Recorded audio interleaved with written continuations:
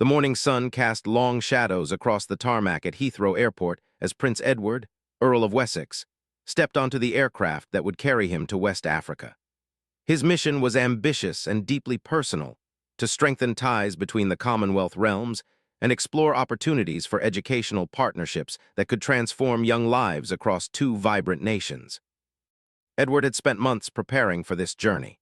Unlike the ceremonial visits that often marked royal travel, this expedition would take him deep into the heart of Nigeria and Ghana, beyond the capital cities and into communities where real change was happening.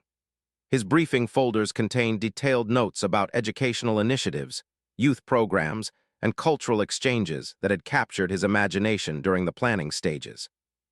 As the plane lifted off from London, Edward reflected on the weight of responsibility he carried. This wasn't just another diplomatic mission. The Duke of Edinburgh's award scheme, which he had championed for years, was gaining momentum in Africa, and he wanted to see firsthand how young people were embracing the program's challenges and opportunities. The flight to Lagos took 8 hours, and Edward used every minute to review his itinerary. His first stop would be the University of Lagos, where he planned to meet with students participating in the Duke of Edinburgh's award program. These young Nigerians had been completing expeditions, developing skills, and volunteering in their communities, embodying the spirit of service and personal development that the program represented. When the aircraft touched down at Murtala Muhammad International Airport, the humid Lagos air immediately enveloped the royal party. Despite the early morning hour, hundreds of people had gathered to welcome the prince. Children from local schools waved small Union Jacks alongside Nigerian flags, their faces bright with excitement and curiosity. Edward's first impression of Lagos was overwhelming in the best possible way. The city pulsed with energy that seemed to emanate from every street corner. Traffic filled the roads in patterns that appeared chaotic, but somehow functioned with a rhythm all its own. Street vendors called out their wares, while children in school uniforms walked purposefully along busy sidewalks. The royal motorcade made its way through the bustling streets toward Victoria Island, where Edward would spend his first night. Along the route, people emerged from shops and offices to catch a glimpse of the visiting prince. Some waved enthusiastically, while others simply watched with quiet dignity as the convoy passed. At the University of Lagos, Edward was greeted by Professor Oluwatoyin Ogundipe, the vice-chancellor, who had worked tirelessly to establish the Duke of Edinburgh's award program at the institution. The campus buzzed with activity as students prepared for their regular classes, but today carried special significance. Edward's first meeting was with a group of 25 students who had completed various levels of the award program. They gathered in a modest conference room, their nervous energy palpable as they waited to meet the prince who had traveled so far to hear their stories. Aduni Okafor, a third-year engineering student, was the first to speak. She described her bronze award expedition to the Ogun State countryside, where she and her team had documented traditional farming techniques and helped elderly farmers repair irrigation systems. Her voice grew stronger as she recounted the challenges they faced and the sense of accomplishment that came from completing something that had initially seemed impossible. Edward listened intently, asking thoughtful questions about the specific challenges she encountered and how the experience had changed her perspective on rural development. Aduni's confidence grew as she realized the prince was genuinely interested in her story, not just performing a ceremonial duty. Next, Chindu Nwasu shared his silver award experience. He had chosen to develop his musical skills by learning traditional Igbo instruments while simultaneously volunteering at a local orphanage. The combination had led him to create a music therapy program for children who had experienced trauma. His passion was evident as he described how music became a bridge between his heritage and his desire to help others heal. As the morning progressed, Edward heard story after story of young Nigerians who had pushed themselves beyond their comfort zones, developed new skills, and found ways to serve their communities. Each narrative revealed the unique ways the award program was taking root in Nigerian soil, adapting to local culture while maintaining its core principles of challenge, service, and personal growth. One particularly moving account came from Fatima Abubakar, who had grown up in a conservative household where her educational opportunities were limited. The Duke of Edinburgh's award had provided her with a framework to negotiate greater independence while respecting her family's values. Her Bronze Award expedition had involved documenting women's traditional crafts in rural Kaduna State, which had not only earned her family's respect, but had also opened doors to university opportunities. Edward was struck by the creativity and determination these young people displayed. They weren't simply following a prescribed program. They were adapting it to address real challenges in their communities while pushing their own boundaries in ways that honored their cultural context. The afternoon brought a visit to the Lagos State Teaching Hospital, where award participants had been volunteering in the pediatric ward. Edward observed as students helped young patients with educational activities and provided emotional support to families during difficult times. The hospital's chief medical officer, Dr. Adebio Ogundimu, explained how the volunteers had become integral to the ward's operations, bringing joy and stability to an environment often marked by uncertainty. In the children's ward, Edward met 8-year-old Emmanuel, who had been recovering from surgery for several weeks. The boy's face lit up when he saw the visiting students, whom he had come to consider friends. Edward watched as university student Blessing Aichekwu helped Emmanuel with reading exercises, their interaction displaying a natural warmth that spoke to the genuine connections being formed through the volunteer program. Dr. Ogundimu took Edward aside to explain the broader impact these young volunteers were having. "They bring more than just helping hands," he said. "They bring hope and energy that medicine alone cannot provide." The families see these students giving their time freely, and it reminds everyone that healing involves the whole community. As the day drew to a close, Edward attended a cultural evening at the National Theatre in Lagos. The event showcased traditional Nigerian music and dance, but it also featured performances by Duke of Edinburgh Award participants who had developed their artistic skills as part of their program requirements. The evening began with a traditional Yoruba drum ensemble, followed by contemporary Nigerian musicians who had incorporated traditional elements into modern compositions. Between performances, Edward had opportunities to speak informally with participants and their families, learning about the broader impact the program was having on families and communities. One father, Mr. Adebio Fashola, approached Edward to express his gratitude for the program's influence on his daughter Yemisi. "She was always a good student," he explained, "but the award program taught her to see beyond her books. Now she organizes neighborhood cleanup efforts and tutors younger children. She has become a leader in ways we never expected."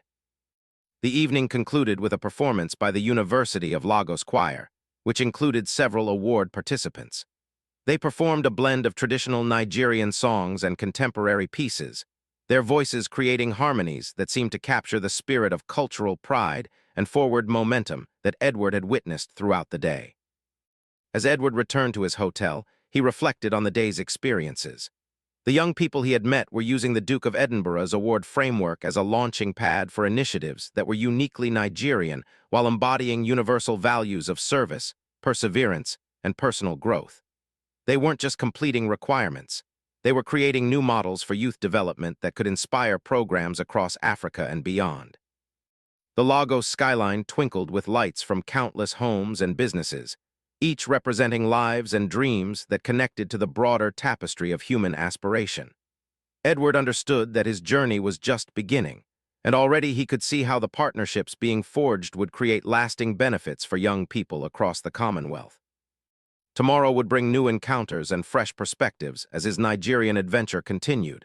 But tonight, he felt deep satisfaction knowing that the programs he championed were taking root and flourishing in ways that honored both tradition and innovation.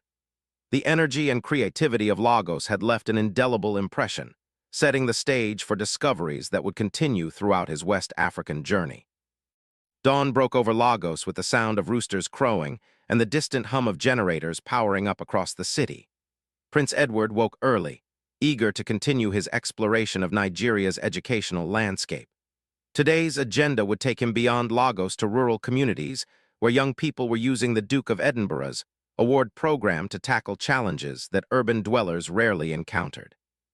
The journey to Ogun State began with a helicopter flight that revealed the dramatic transition from Lagos's urban sprawl to Nigeria's agricultural heartland. From above, Edward could see neat patterns of farmland interspersed with villages connected by red dirt roads. The landscape told stories of both struggle and resilience, with evidence of both traditional farming methods and modern irrigation projects. The helicopter landed in a cleared field outside Abeokuta, the Ogun state capital, where a small crowd had gathered despite the early hour. Local officials greeted Edward warmly, but the real excitement came from a group of teenagers who had traveled from surrounding villages to meet the prince. These young people represented rural participants in the Duke of Edinburgh's award program, and their presence demonstrated the program's reach beyond Nigeria's major cities. Edward's first stop was the Ogun State Polytechnic, where he met with students who were pioneering innovative approaches to rural development through their award projects. The meeting took place under a large tent erected in the school's courtyard, with participants sitting in a circle that encouraged informal conversation. Olumide Adebio, a 17-year-old from a farming family, described his bronze award project with infectious enthusiasm. He had developed a system for using mobile phones to connect small-scale farmers with urban markets, allowing them to get better prices for their produce by bypassing traditional middlemen. His innovation had started as a simple skill development exercise, but had evolved into a business model that was helping his entire community. Edward was particularly intrigued by the practical applications of Olumide's work. The young man explained how he had learned basic programming through online tutorials, then created a simple app that allowed farmers to photograph their produce and connect directly with buyers in Lagos and Ibadan. The system was reducing waste and increasing incomes for families who had struggled with poverty for generations. Technology doesn't have to be complicated to be revolutionary, Olumide explained to Edward. Sometimes the simplest solutions create the biggest changes.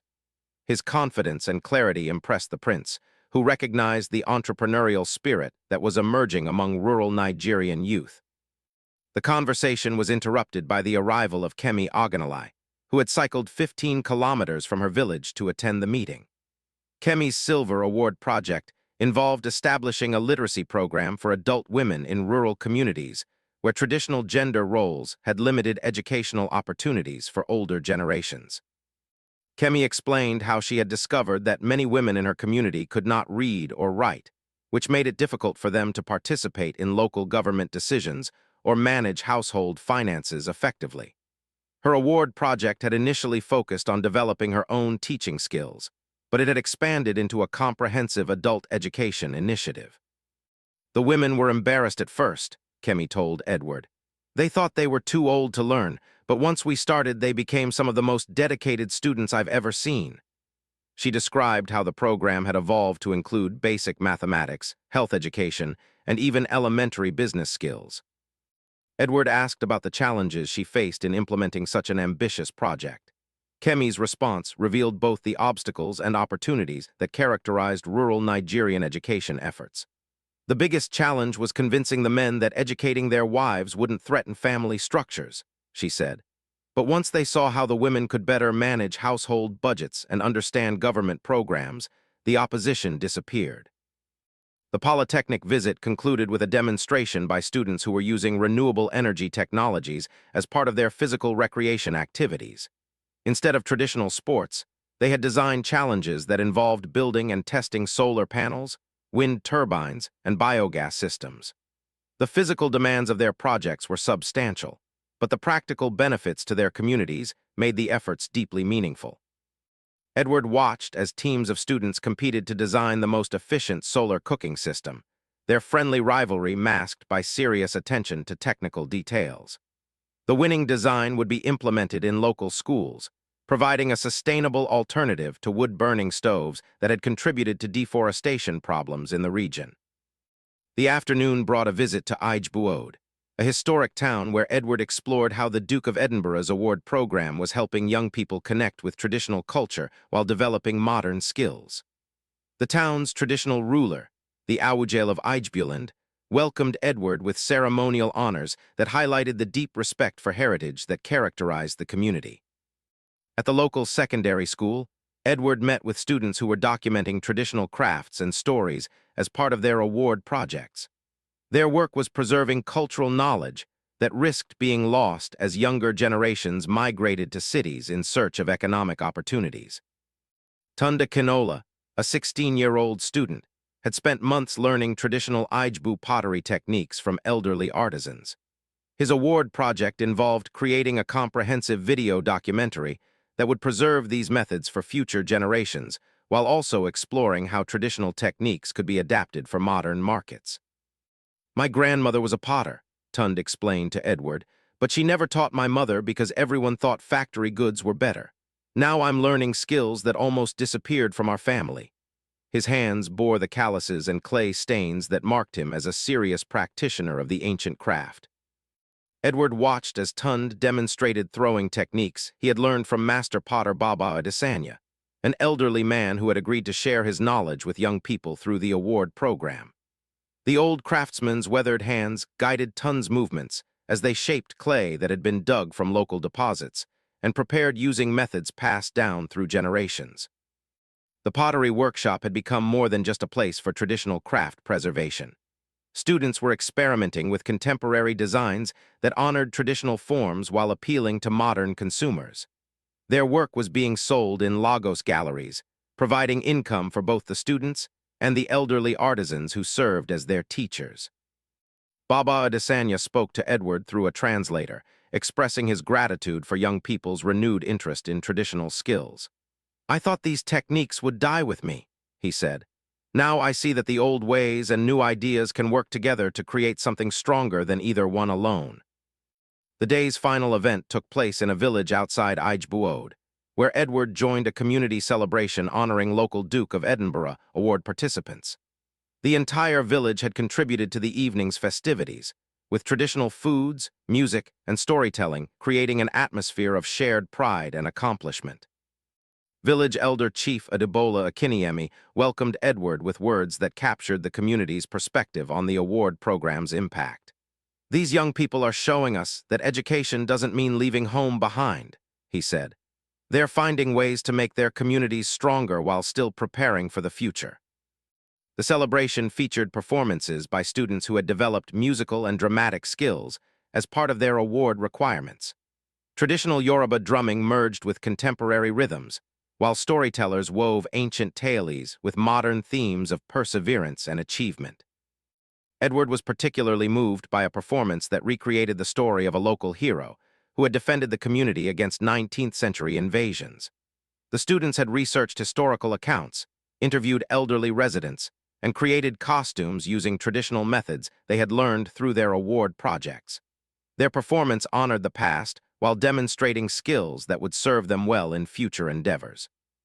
As the evening progressed, Edward had opportunities to speak with parents and community leaders about the changes they observed in participating young people.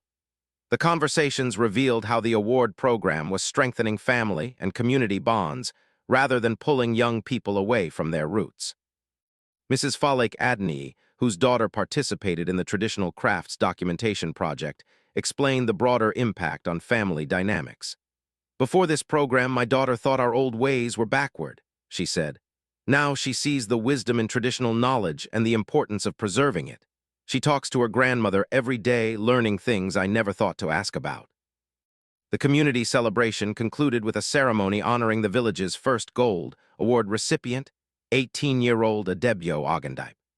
His 4-year journey through the award program had included developing agricultural innovation skills, completing challenging expeditions through Nigeria's national parks, and establishing a cooperative that helped local farmers access microfinance opportunities. Adebyo's Gold Award expedition had been particularly ambitious, involving a 2-week trek through Yankari National Park where he and his team documented wildlife populations and assessed the impact of climate change on traditional migration patterns. The expedition had required careful planning, physical endurance, and environmental awareness that stretched all participants beyond their comfort zones. "The expedition taught me that I could handle much more than I thought possible," Adebyo told Edward. "But more importantly, it showed me how connected everything is: the animals, the land, the people, the climate. Understanding those connections helps me make better decisions about farming and business." As Edward prepared to return to Lagos for his final Nigerian evening, he reflected on the day's discoveries. The rural communities he had visited were using the Duke of Edinburgh's award framework to address local challenges while honoring traditional values and knowledge. Young people were emerging as bridges between past and future, finding ways to modernize their communities without abandoning the cultural foundations that gave their lives meaning. The helicopter flight back to Lagos provided time for Edward to process the complex picture of rural Nigerian youth development he had witnessed. These young people faced significant challenges, limited infrastructure, economic constraints, and sometimes conflicting demands from tradition and modernity. Yet they were responding with creativity, determination, and a deep sense of responsibility to their communities. The lights of Lagos appeared on the horizon as the sun set, marking the end of Edward's exploration of Nigeria's rural educational initiatives. Tomorrow would bring his transition to Ghana, but tonight he carried with him powerful examples of how young people could serve as catalysts for positive change when given appropriate frameworks and support. The rural Nigerian experience had demonstrated that effective youth development programs must honor local context, while providing tools for addressing universal challenges of education, opportunity, and community service. The morning of Prince Edward's departure from Nigeria dawned with unexpected drama. Heavy rains had flooded several Lagos streets overnight, creating transportation challenges that would test the flexibility of the royal schedule. Rather than view this as a setback, Edward saw it as an opportunity to witness how Nigerians adapted to adversity with characteristic resilience and creativity. The original plan had called for a motorcade to Murtala Muhammad International Airport, but flooding had made several key roads impassable. Instead, the journey became an improvised tour of Lagos's flood management efforts, led by emergency services personnel who had worked through the night to maintain transportation links and assist affected communities. Edward's convoy took alternative routes through neighborhoods that showcased both the challenges and strengths of urban Nigeria. In Surulere, he observed volunteers from local Duke of Edinburgh award programs helping elderly residents evacuate flooded ground-floor apartments. These young people had mobilized without official direction, using organizational skills developed through their award expeditions to coordinate effective community response efforts. At a temporary shelter established in a secondary school, Edward met Chioma Okonkwo, a Gold Award recipient who had taken charge of organizing supplies and managing logistics. Despite being only 19 years old, she displayed remarkable leadership skills as she coordinated with local government officials and directed volunteer efforts. "Floods happen every rainy season," Chioma explained to Edward as they walked through the shelter. "But this year we were ready because our award training taught us how to plan for emergencies and work as a team."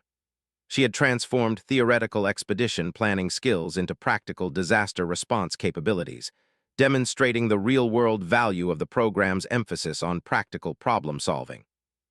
The shelter housed 63 people whose homes had been temporarily flooded, including families with young children and elderly residents who required special attention.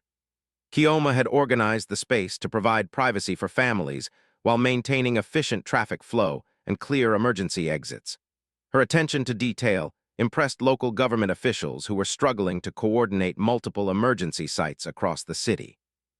Edward spent an hour at the shelter, speaking with displaced residents and observing how volunteer coordinators managed complex logistical challenges under pressure. The experience provided an unplanned but valuable demonstration of how young Nigerians were using skills developed through youth programs to address real community needs. The journey to the airport resumed with heightened respect for the organizational capabilities of Nigerian young people. Edward's final Nigerian experience had reinforced his conviction that effective youth development programs must prepare participants for unpredictable challenges while building confidence in their ability to respond effectively to community needs. The flight from Lagos to Accra took less than 2 hours, but it represented a significant transition in Edward's West African journey. While Nigeria and Ghana shared many historical and cultural connections, each nation had developed distinct approaches to youth development and education that would provide Edward with valuable comparative perspectives. Kotoka International Airport in Accra presented a markedly different atmosphere from Lagos. The Ghanaian capital projected a sense of calm efficiency that reflected the country's reputation for political stability and effective governance. Traditional Ghanaian music played softly in the terminal as Edward was welcomed by government officials and representatives from local educational institutions. The drive from the airport to central Accra revealed a city that balanced modern development with careful preservation of cultural heritage. Tree-lined streets provided welcome shade, while well-maintained public spaces demonstrated civic pride and effective urban planning. Edward noted the prevalence of educational institutions and the obvious priority placed on learning and intellectual development. Edward's first Ghanaian accommodation was at the Labadi Beach Hotel, where ocean breezes provided relief from tropical heat while offering spectacular views of the Atlantic coastline. The hotel's grounds featured indigenous plants and trees that had been carefully preserved during construction, reflecting Ghana's commitment to environmental sustainability.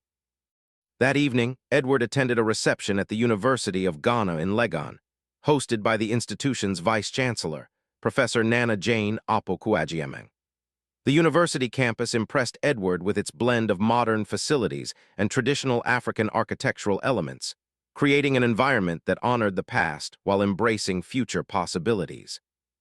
The reception brought together Duke of Edinburgh Award participants from across Ghana, representing both urban and rural communities.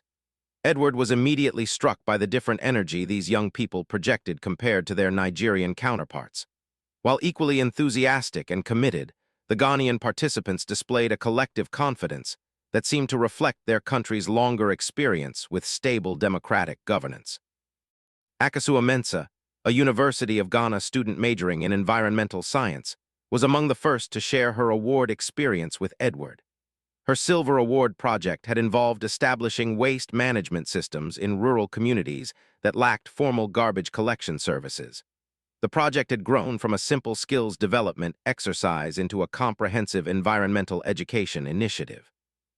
Ghana is known across Africa for our environmental leadership, Akosua explained to Edward, but we still have challenges in rural areas where people don't have access to proper waste disposal options.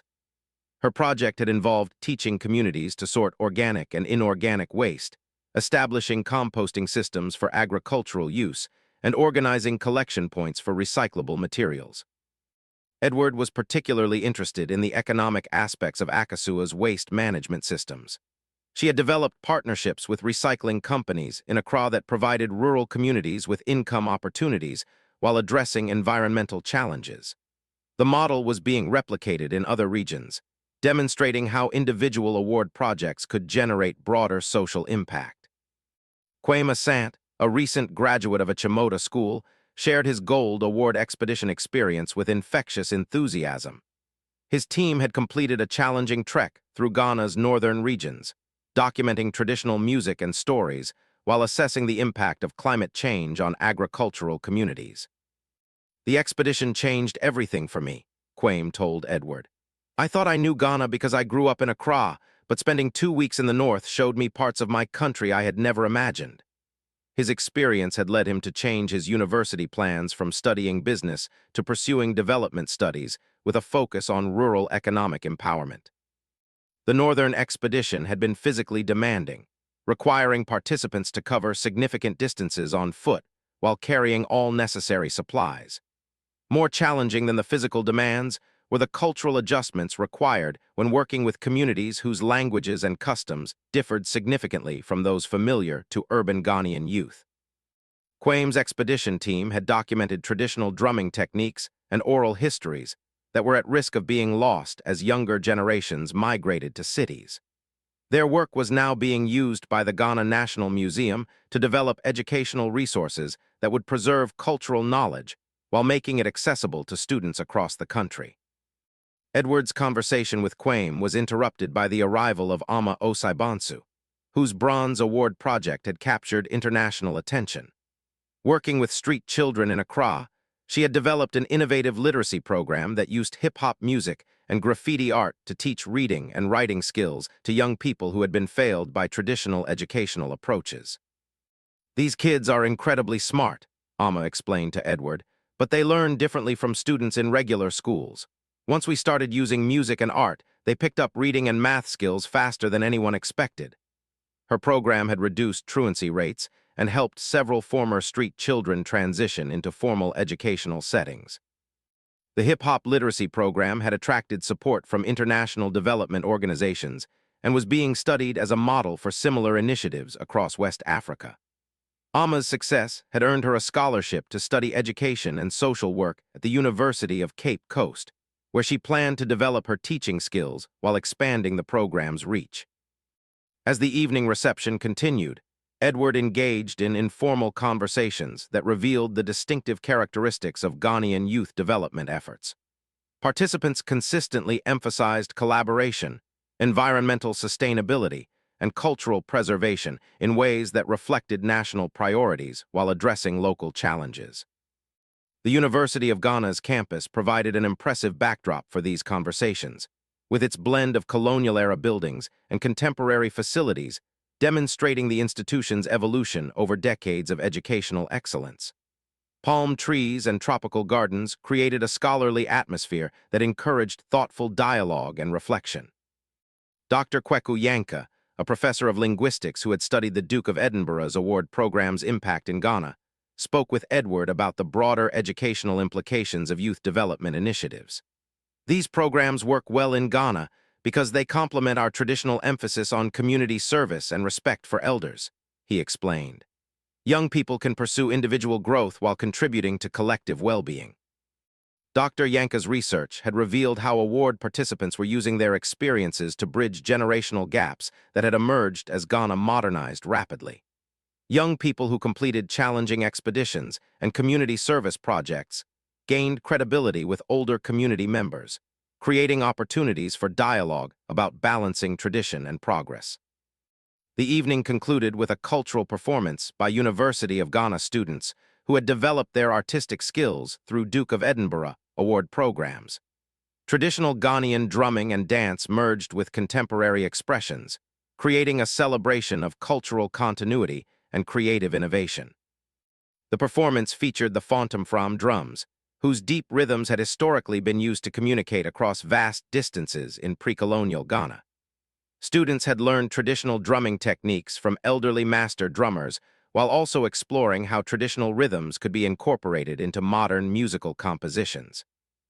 As Edward prepared to leave the university campus, he reflected on the evening's discoveries. Ghanaian Duke of Edinburgh Award participants were demonstrating remarkable ability to honor their cultural heritage while addressing contemporary challenges. Their projects consistently reflected national values of environmental stewardship, educational excellence, and community solidarity. The drive back to Labadi Beach provided time for Edward to process the different approaches to youth development he was observing in Ghana compared to Nigeria. While both countries faced similar challenges of poverty, educational access, and economic development, Ghana's longer experience with political stability seemed to create space for more systematic and sustained youth programs. The ocean waves outside Edward's hotel room provided a soothing soundtrack for reflection on the day's experiences. Tomorrow would bring deeper exploration of Ghana's rural communities and traditional cultures. But tonight, he felt optimistic about the creative solutions young West Africans were developing to address regional challenges while honoring their rich cultural inheritance. The Ghanaian experience was already revealing new models for international youth development cooperation that could benefit programs across the Commonwealth and beyond. Edward looked forward to discovering how these initiatives were taking root in Ghana's rural areas and traditional communities.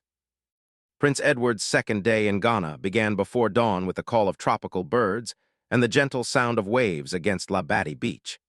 His schedule would take him inland to the Ashanti region, where the ancient kingdom's cultural traditions provided unique contexts for modern youth development programs. The journey to Kumasi would reveal how Ghana's most historically significant region was adapting traditional institutions to support contemporary educational initiatives. The drive from Accra to Kumasi covered nearly 300 kilometers through landscapes that told the story of Ghana's diverse geography and economic activities. Edward traveled in a modest convoy that allowed frequent stops to observe rural life and interact with communities along the way. The journey became an informal education in Ghanaian development challenges and solutions. Their first significant stop occurred in Kanongo, a small town where local Duke of Edinburgh Award participants were addressing water access issues that affected thousands of residents. The town's main water treatment facility had failed several months earlier, leaving many families dependent on unsafe water sources that contributed to recurring health problems. Edward met with 22-year-old Emmanuel Boateng, whose Gold Award project had mobilized young people to construct simple but effective water filtration systems using locally available materials. Emmanuel had learned basic engineering principles through online courses, then adapted those concepts to create solutions appropriate for rural Ghanaian communities. Clean water shouldn't be a luxury, Emmanuel explained to Edward as they toured a neighborhood where his filtration systems had been installed. We couldn't wait for the government to fix the treatment plant, so we found ways to help families protect themselves immediately. His systems used sand, charcoal, and cloth filters that could remove most harmful bacteria and particles from contaminated water sources. The water project had evolved beyond simple filtration systems to include education programs about hygiene and health practices. Emmanuel had partnered with local health workers to teach families about disease prevention, proper sanitation, and nutrition practices that would reduce vulnerability to waterborne illnesses. Edward observed a community meeting where Emmanuel and his team were training residents to maintain and repair the filtration systems independently. The emphasis on local capacity building impressed Edward, who recognized that sustainable development required communities to manage solutions rather than depend on external support. Mrs. Comfort Asant, a local mother whose family had benefited from Emmanuel's water project, spoke with Edward about the changes she had observed. "My children used to get sick every month from bad water," she said. "Now they stay healthy and can attend school regularly. This young man gave us hope when everyone else said we had to wait." The water filtration project had attracted attention from international development organizations and was being studied as a model for similar initiatives across Ghana and neighboring countries. Emmanuel's success had earned him admission to study engineering at Kwame Nkrumah University of Science and Technology, where he planned to develop more sophisticated solutions for rural infrastructure challenges. The convoy resumed its journey toward Kumasi, passing through countryside that revealed the region's agricultural abundance and cultural richness. Cocoa plantations stretched across rolling hills, while small villages displayed traditional architecture that had been carefully maintained despite rapid modernization elsewhere in Ghana. Approaching Kumasi, Edward could see evidence of the city's historical significance as the capital of the Ashanti Kingdom. Traditional buildings with distinctive architectural features stood alongside modern developments, creating visual testimony to centuries of cultural continuity and adaptation. The Manhia Palace, traditional seat of the Ashanti king, provided the setting for Edward's formal introduction to the region's cultural and educational leadership. His Majesty Adamfu Osei Tutu II welcomed Edward with ceremonies that honored both British royal traditions and ancient Ashanti protocols. The Asantehene's presence lent special significance to discussions about youth development programs in the region. As a traditional ruler who also held advanced degrees from American and British universities, he embodied the synthesis of traditional wisdom and modern education that characterized contemporary Ghana's approach to development challenges. "Our young people must understand their heritage before they can effectively engage with the modern world," the Asantehene explained to Edward during their private meeting. "Programs like the Duke of Edinburgh Award provide frameworks for combining cultural knowledge with contemporary skills development." The Asantehene had personally supported Duke of Edinburgh Award programs in the region, using his traditional authority to encourage participation while ensuring that activities respected local customs and values. His endorsement had been crucial in gaining community acceptance for expeditions and service projects that might otherwise have faced resistance from traditional authorities. Edward's afternoon was spent at Prempeh College, one of Ghana's most prestigious secondary schools, where students were implementing award projects that reflected the unique opportunities and challenges of the Ashanti region. The school's emphasis on academic excellence and cultural pride created an ideal environment for youth development initiatives that honored tradition while preparing students for global citizenship. In the school's woodworking workshop, Edward met students who were learning traditional Ashanti crafts as part of their skills development requirements. Master craftsman Nana Kofi Amponsa was teaching young people to create traditional stools, masks, and decorative objects using techniques passed down through generations of Ashanti artisans.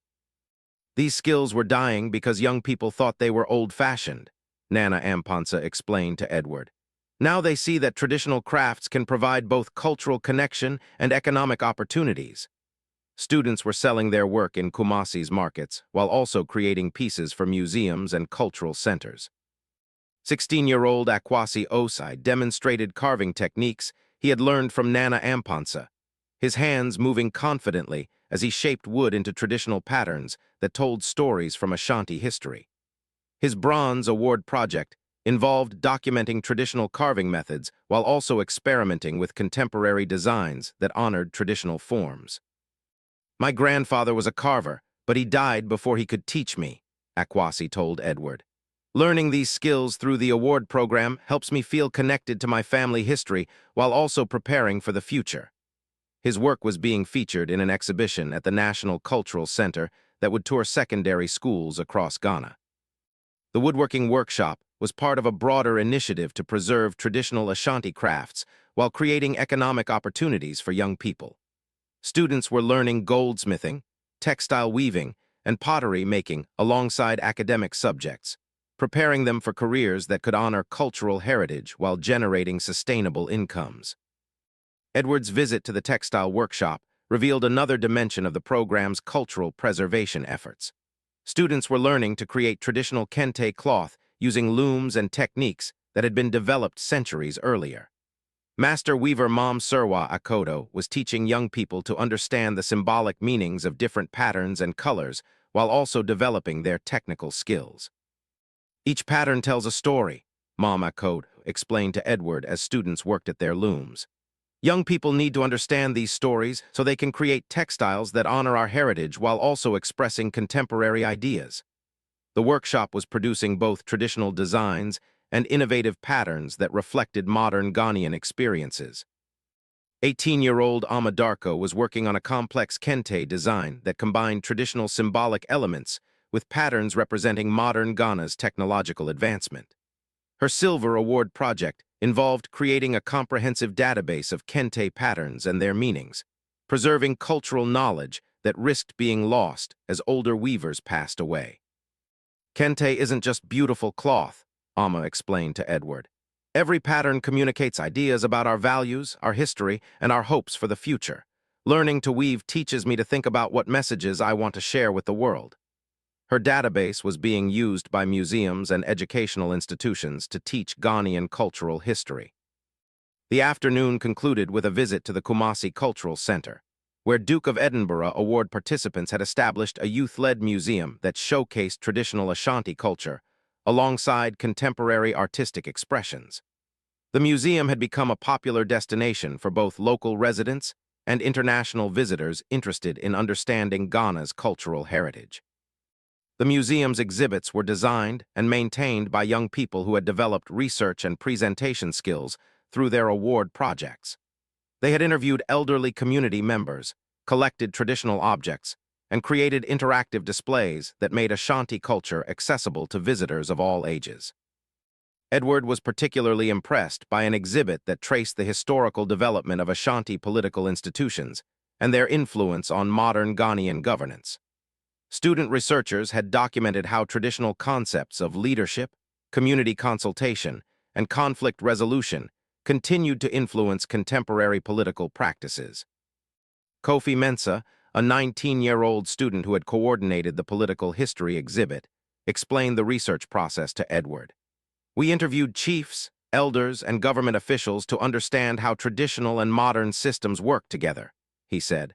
"Learning about our political heritage helps us become better citizens and leaders." As evening approached, Edward attended a traditional Ashanti ceremony at the palace courtyard, where Duke of Edinburgh Award participants demonstrated cultural performances they had learned as part of their skills development requirements. The ceremony featured traditional drumming, dancing, and storytelling that celebrated both historical achievements and contemporary aspirations. The highlight of the evening was a performance by the Prempeh College Cultural Group, which had adapted traditional Ashanti war dances to tell stories about modern challenges like environmental conservation and youth leadership. Their performance combined authentic traditional elements with contemporary themes, creating art that honored the past while addressing current concerns. The Asantehene participated in the ceremony, offering blessings for the young people's efforts and encouraging them to continue using traditional knowledge as a foundation for addressing modern challenges. His presence reinforced the legitimacy of programs that helped young people connect with their cultural heritage while developing skills for contemporary life. As Edward prepared to return to his accommodations in Kumasi, he reflected on the day's demonstrations of how traditional institutions could support modern youth development initiatives. The Ashanti region's experience suggested that effective programs must respect and incorporate local cultural values while providing young people with skills and perspectives that would serve them in an increasingly interconnected world. The combination of traditional wisdom and contemporary education that he had witnessed in Kumasi provided powerful models for youth development programs throughout Africa and beyond. Edward looked forward to his final day in Ghana, which would reveal how these principles were being applied in rural communities and among young people who might not have access to prestigious educational institutions like Prempeh College. Prince Edward's final day in West Africa began with an unexpected invitation that would provide the perfect conclusion to his educational journey. The Asantehene had arranged for Edward to visit a remote village in the forest region where young people were using Duke of Edinburgh award principles to address environmental conservation challenges while maintaining traditional relationships with their natural surroundings. The journey to Babiri Forest Reserve required traveling on narrow roads that wound through dense tropical forest where ancient trees formed cathedral-like canopies overhead. The contrast between urban Kumasi and this pristine natural environment was striking, reminding Edward of the extraordinary biodiversity that Ghana was working to preserve for future generations. The village of Kubis sat on the edge of the forest reserve, its traditional mud brick houses arranged in patterns that had been established centuries earlier.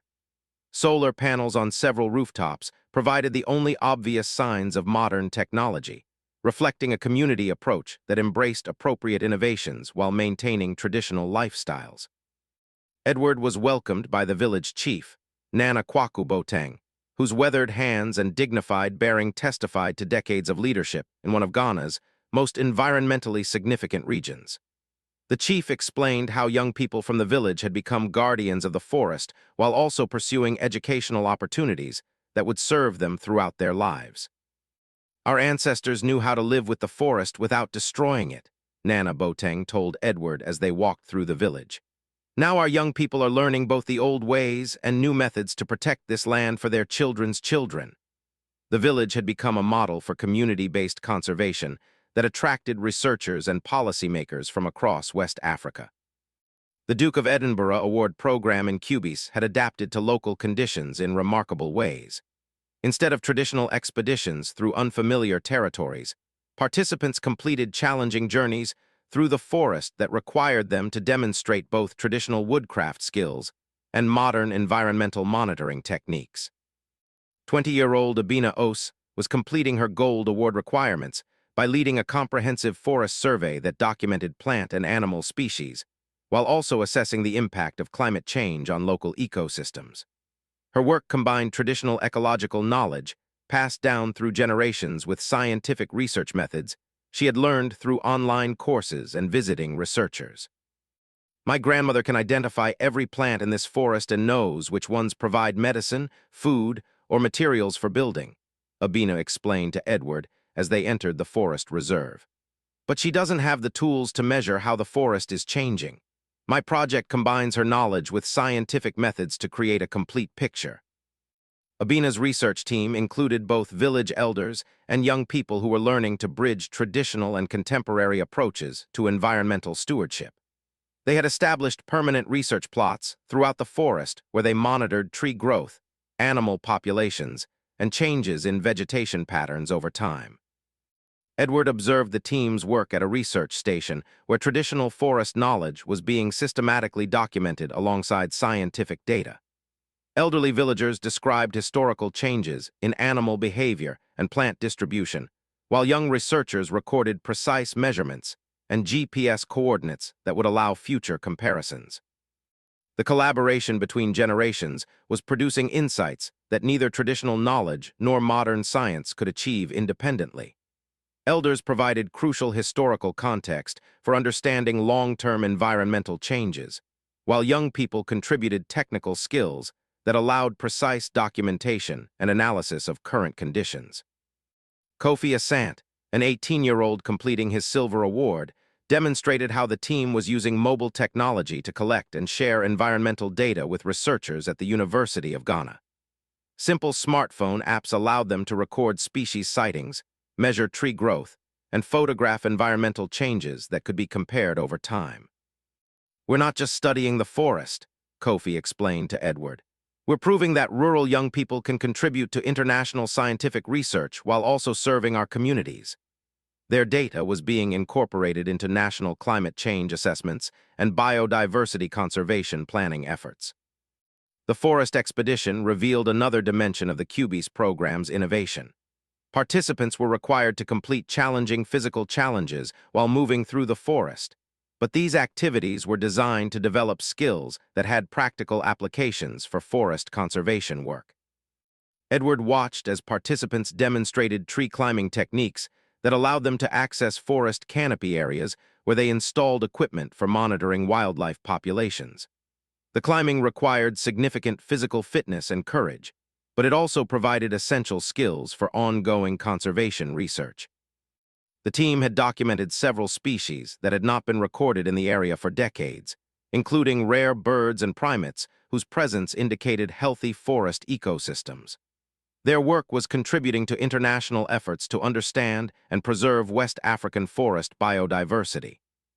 Afternoon brought Edward to the village school, where Duke of Edinburgh Award participants were implementing educational programs that helped younger children understand the importance of environmental conservation, while learning academic skills that would prepare them for secondary education. The school's outdoor classroom was located under a grove of ancient trees, where traditional teaching methods merged with contemporary environmental education. Students learned mathematics by measuring tree growth and calculating forest area, while literature lessons incorporated traditional stories about forest spirits and animals. 12-year-old Akasu Abansu recited a traditional tale about the spider Anansi and his relationship with forest animals, then explained how the story taught lessons about ecological interdependence and sustainable resource use. Her presentation demonstrated how cultural education and environmental awareness could reinforce each other.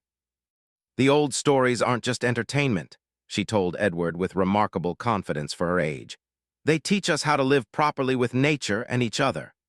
The school's curriculum integration was creating students who understood both their cultural heritage and contemporary conservation challenges. Edward was particularly impressed by the school's practical environmental projects. Students maintained gardens where they grew traditional medicinal plants while also experimenting with crops that could adapt to changing climate conditions. Their work provided food for school meals while teaching agricultural techniques that honored traditional knowledge and incorporated scientific innovations. The medicinal plant garden was supervised by the village's traditional healer, Mom Ama Sarpong, who was working with young people to document traditional remedies while also learning about modern approaches to plant cultivation and preservation. Her collaboration with award participants was preserving knowledge that might otherwise be lost while also exploring new applications for traditional medicines. "Plants have always been our pharmacy," Mom Sarpong explained to Edward as they toured the garden. "These young people are helping me teach others what I learned from my grandmother, while also finding new ways to grow and use these medicines." Several pharmaceutical researchers had visited the garden to study traditional remedies that might lead to new medical treatments. The day's final activity brought Edward to a community meeting where village residents discussed the broader impact of youth environmental programs on local development and cultural preservation. The meeting took place in the traditional palaver hut, where important community decisions had been made for generations. Village elder Papa Yawasidu spoke about changes he had observed since young people began participating in Duke of Edinburgh Award programs. "Our youth used to leave for the cities because they thought village life offered no opportunities," he said. "Now they see that protecting our forest and preserving our culture can provide good lives and important work." The environmental programs had created new economic opportunities that allowed young people to remain in rural areas while pursuing meaningful careers. Some participants had established ecotourism businesses that brought visitors to experience traditional forest culture. while others had developed sustainable harvesting enterprises that provided income without damaging ecosystems. Abina's mother, Mom Ya Osai, described the pride she felt watching her daughter become a respected researcher while also maintaining deep connections to traditional culture. She knows more about plants than her grandmother now, but she also respects the old ways, she said. This balance gives us hope for the future. The meeting concluded with traditional drumming and singing that celebrated both cultural continuity and positive change. Community members expressed gratitude for programs that helped young people develop confidence and skills while contributing to collective well-being. As Edward prepared for his departure from Cubis, the entire village gathered to offer formal farewells and expressions of gratitude for his interest in their environmental conservation efforts. Children presented him with handcrafted gifts made from sustainably harvested forest materials, while adults offered traditional blessings for safe travels. The journey back to Kumasi provided time for Edward to reflect on the remarkable innovations he had witnessed throughout his West African adventure. From Lagos's urban emergency response efforts to Cubis's forest conservation programs, young people were demonstrating extraordinary creativity and leadership in addressing challenges that affected entire communities. The helicopter flight from Kumasi to Accra revealed Ghana's diverse landscapes one final time, with forests giving way to agricultural areas and eventually to coastal plains, where the capital city's development reflected the nation's aspirations and achievements. Edward felt deep satisfaction knowing that the Duke of Edinburgh Award program was taking root across this varied terrain in ways that honored local conditions while building international connections. His final evening in Ghana was spent at a reception hosted by the British High Commissioner, where representatives from educational institutions, government agencies, and civil society organizations gathered to discuss the broader implications of youth development programs for West African development. The conversations revealed widespread recognition that programs like the Duke of Edinburgh Award were contributing to a new generation of African leaders who understood both their cultural heritage and their connections to global communities.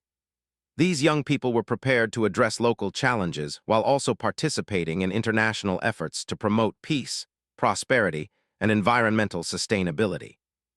As Edward's aircraft lifted off from Kotoka International Airport the following morning, he carried with him profound respect for the young West Africans who were shaping their nation's futures through service, determination, and creative problem-solving. The journey had demonstrated that effective youth development required frameworks that honored local culture while building universal skills and values. The Atlantic Ocean stretched endlessly below as Edward flew toward London, but his thoughts remained focused on the villages, cities, and forest communities where young people were proving that positive change was possible and traditional wisdom merged with contemporary opportunities. The Duke of Edinburgh Award program had found fertile ground in West Africa, where it was flourishing in ways that would benefit not only individual participants, but entire communities and nations. The lessons learned during this extraordinary journey would inform Edward's future efforts to support youth development across the Commonwealth and beyond. The creativity, resilience, and commitment he had witnessed in Nigeria and Ghana provided powerful evidence that young people could serve as catalysts for positive transformation when given appropriate support and recognition. West Africa had exceeded all expectations, demonstrating that the most effective youth programs were those that emerged from genuine partnerships between international frameworks and local wisdom, creating opportunities for young people to honor their heritage while building skills for an increasingly connected world.